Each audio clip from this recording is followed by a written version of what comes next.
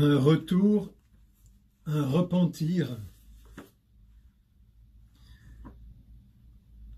une correction à propos de Catherine Pozzi et Paul Valéry. J'ai consacré 2 vidéos à Catherine Pozzi, l'une à son poème intitulé Vallée, porte-toi bien, salut, en latin, et bien sûr les 4 premières lettres du nom Valérie, et une autre qui montre tous les efforts que faisait Catherine pour apporter à Paul Valéry tous les éléments d'érudition exégétique dont il avait besoin pour entrer dans le mythe d'Orphée.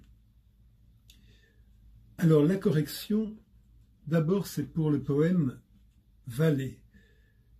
Beaucoup de personnes considèrent que c'est un poème plutôt rempli d'aigreur, d'une amertume, d'une rancune qui ne peut pas s'éteindre. Et moi je l'ai trouvé plutôt un poème d'amour. Évidemment, c'est moi qui ai raison. En revanche, là où je me suis trompé, mais je ne suis pas le seul, c'est de penser que ce poème avait été écrit après la rupture avec Paul Valéry. Non. Non, il n'a pas été écrit peu de temps avant la mort de Catherine, mais il a été écrit en 1926, c'est-à-dire au moins 1 an, 2 ans avant la rupture.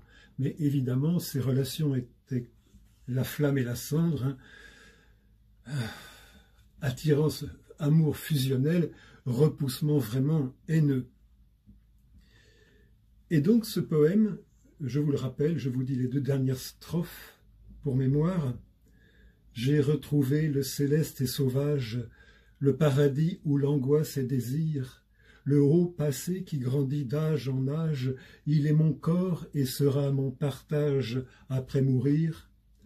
Quand dans un corps ma délice oubliée, où fut ton nom, prendra forme de cœur, je revivrai notre grande journée, et cet amour que je t'avais donné pour la douleur. Voilà les circonstances dans lesquelles ce poème a été publié, a été composé. Apparemment, c'est dans le train qui va de Vence à Paris. Catherine s'y trouve avec sa mère. Elle écrit le 11 mai 1926. Après Avignon, nous nous sommes couchés. Vers minuit, las de respirer si mal et craignant de gêner l'autre, je passai au cabinet de toilette. Assise par terre, je me fis une piqûre de cédole. La seringue stérilisée était enveloppée d'une compresse et d'ouate. Je n'avais pas fait de ces piqûres depuis 5 mois. La sorte de paix bien connue vint ensuite. Je pus penser à Leonardo, Léonard, l'un des surnoms à Vinci qu'elle donnait à Paul Valéry. Je pus penser à Leonardo sans désespoir. Au rythme du train, je me chantais en inventant lentement, vers par vers, la forme de la souffrance. Voilà. Et maintenant, retour en complément de l'autre vidéo qui s'intitule Orphica, une lettre de Catherine Pozzi. Bon, j'entre directement dans le sujet. Fragment orphique.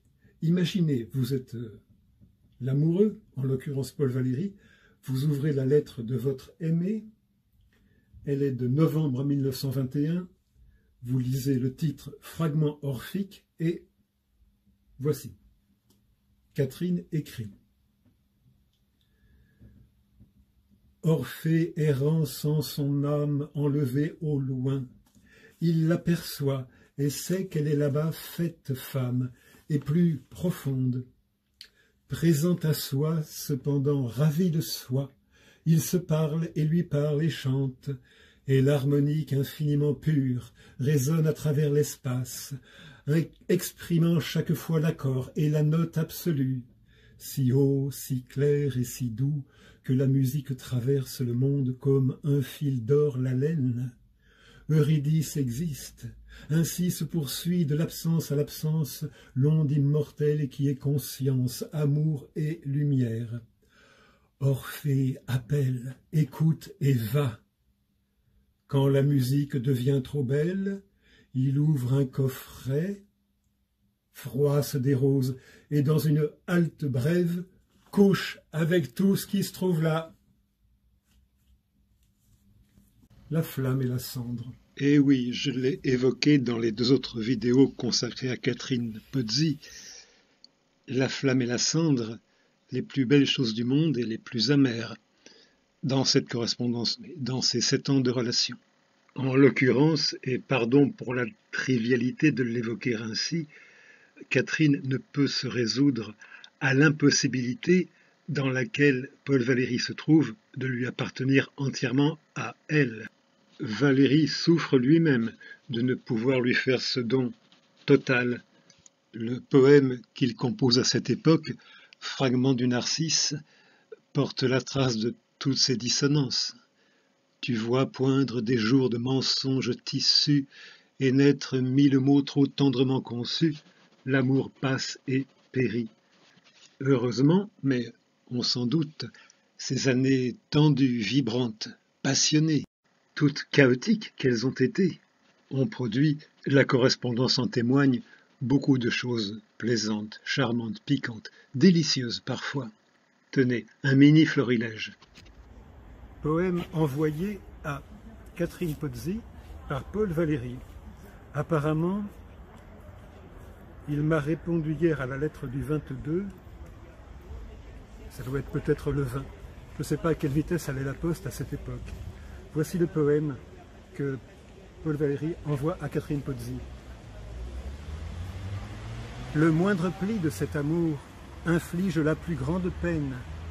Un instant fait noircir un jour, un soupir te rend incertaine, te fait paraître sans retour, et tu me sembles si lointaine, quant au fond de cette fontaine où se reflète mon amour. Je crois voir d'assez tristes signes, des ombres de soleils insignes et des reprises de tes yeux, et la douce amère parole par quoi se fane de mes cieux la parfaite et pure corolle. Ça, c'est un joli poème qu'il lui envoie, mais il s'échange aussi des bêtises. Ça ne me plaît pas moins. Voilà.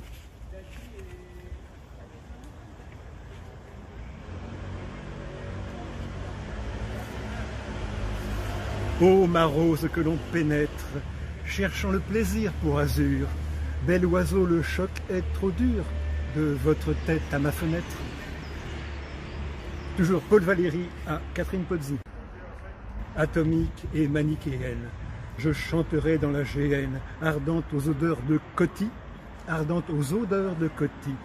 L'ultravé, la tablette orphique, l'art électro-philosophique, car ma rose sent le rôti.